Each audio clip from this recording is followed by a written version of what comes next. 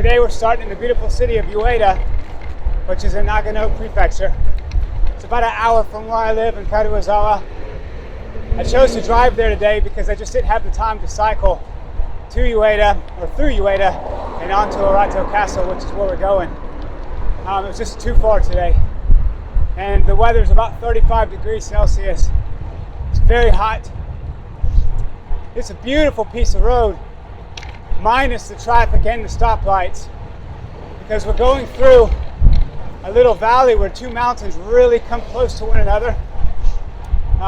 We're the closest point for this valley, so it's a really cool area. I can't explain how hot it is. I knew when I looked at the weather report, I knew it was going to be hot, but seeing 35 degrees and feeling 35 degrees is two separate things. And though I'm moving on the bike, so I am getting some air, the air just feels like a hot blow dryer. So I'm standing on a bridge here, and this gives you an example of just how this valley comes together in close proximity of each other. And if I was planning a castle, I mean, this is a perfect place to put it, because an advancing enemy would bottleneck right there. And you see the mountains all around that just create a natural barrier. It's really nice to cycle on flat ground. To find rural flat ground in Japan is very hard, because if it's flat, there's typically a city. I should be getting pretty close. It says I got about 6 Ks. I'm not trying to rush it though. I'm enjoying the scenery. Mountains and rice fields. What a combo. You couldn't ask for a prettier day. It's absolutely gorgeous. Hot, yes, but just stunning. You can see for days. Another small road / cycling path. I'm loving it.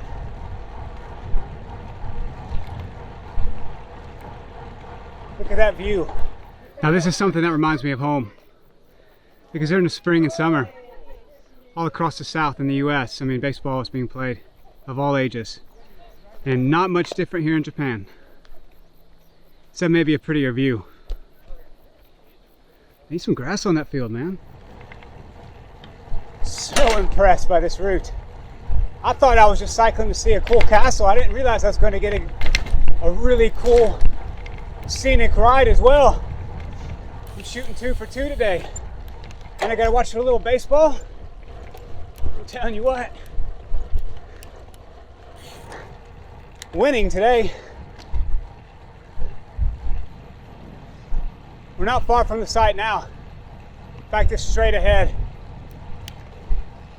And what I've read online, on forums, and even looked at the Strava map profile, this looks to be a pretty steep climb.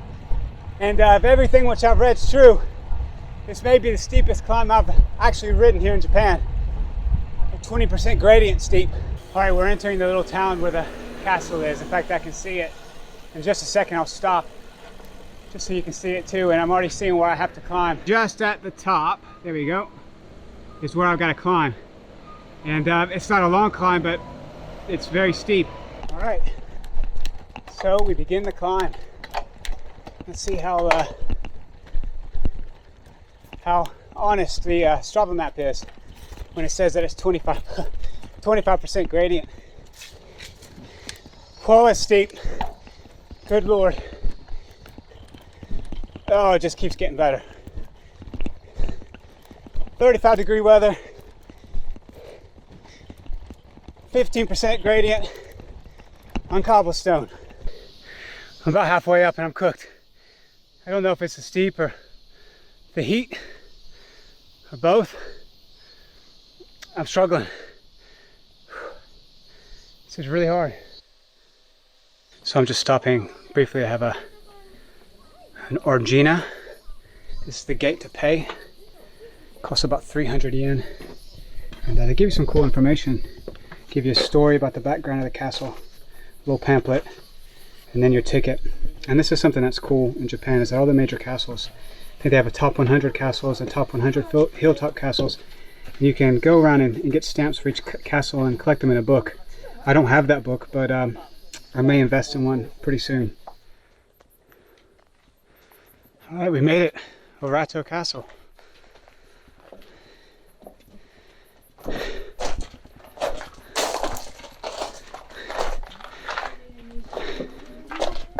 Just walking through the main entrance here.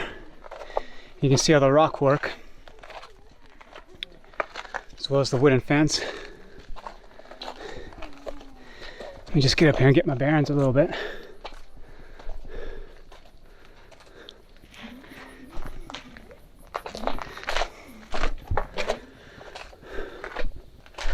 Really cool.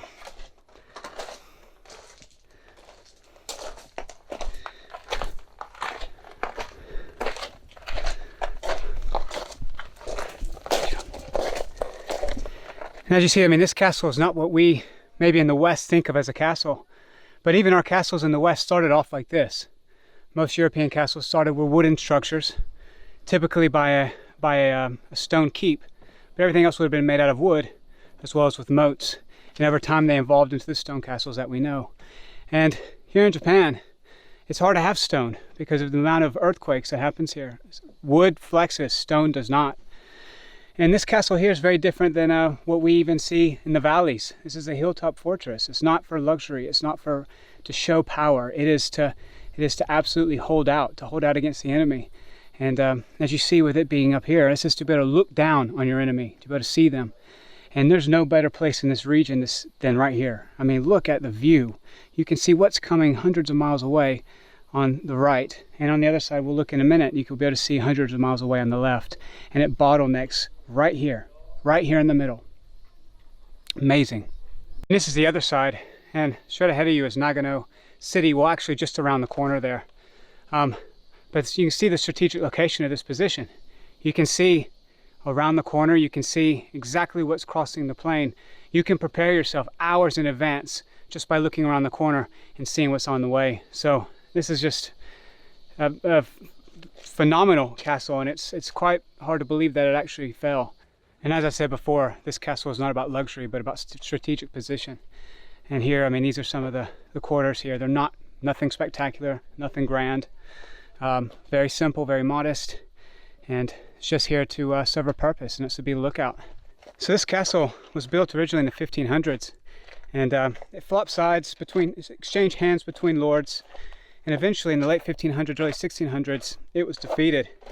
And it kind of fell into disrepair. It wasn't until 1995 or the mid-90s when it was resurrected and brought back to life. A lot of the original stone is here, but everything else has been reconstructed. For obvious reasons, wood doesn't last like stone does. But this reconstruction is pretty accurate of what it would have looked like in the 1500s. And finally, we're just climbing the lookout tower. Do you even need a lookout tower when you get this view on the ground? We'll see when we get to the top. And this is the top of the lookout tower. What a view. What a view.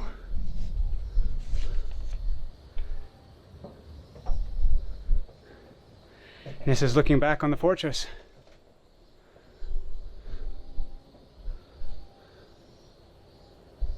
So I hope you enjoyed Arato Castle.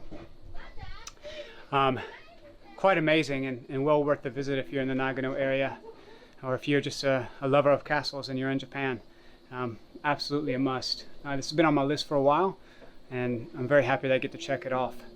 And I'm really happy I get to share it with you. So tune in for next time when we look at more castles, more historical sites on the bike here in Japan. Bikes and castles. Until next time.